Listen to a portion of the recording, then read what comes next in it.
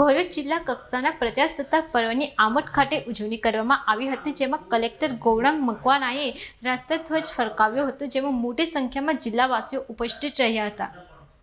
આજરોજ દેશના 77મા પ્રજાસત્તાક પર્વની ઠેર ઠેર ભારે ઉત્સાહ સાથે ઉજવણી કરવામાં આવી હતી. ત્યારે ભરૂચ જિલ્લા કક્ષાના પ્રજાસત્તાક પર્વની ઉજવણીના કાર્યક્રમનું આમોદ ખાતે આવેલ રેવા સુગરના ગ્રાઉન્ડમાં આયોજન કરવામાં આવ્યું હતું, જેમાં ભરૂચ કલેક્ટર ગૌરાંગ મકવાણાએ રાષ્ટ્રધ્વજ ફરકાવ્યો હતો. આ પ્રસંગે પોલીસ જવાનો દ્વારા પરેડ રજૂ કરવામાં આવી હતી, જેનું ઉપસ્થિતોએ અભિવાદન ઝીલ્યું હતું. આ પ્રસંગે સ્વતંત્રતા સેનાઓના સન્માન સાથે જ વિવિધ ક્ષેત્રે ઉત્કૃષ્ટ કામગીરી કરનાર નાગરિકોનું સન્માન કરવામાં આવ્યું હતું.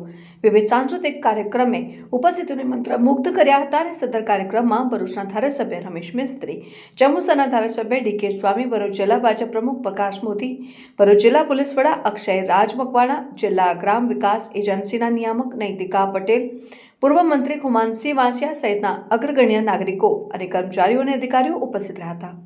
વિડીયો જર્નાલિસ્ટ વિરેન્દ્ર પાટીલ સાથે સત્ય ટીવી ન્યૂઝ ભરૂચ.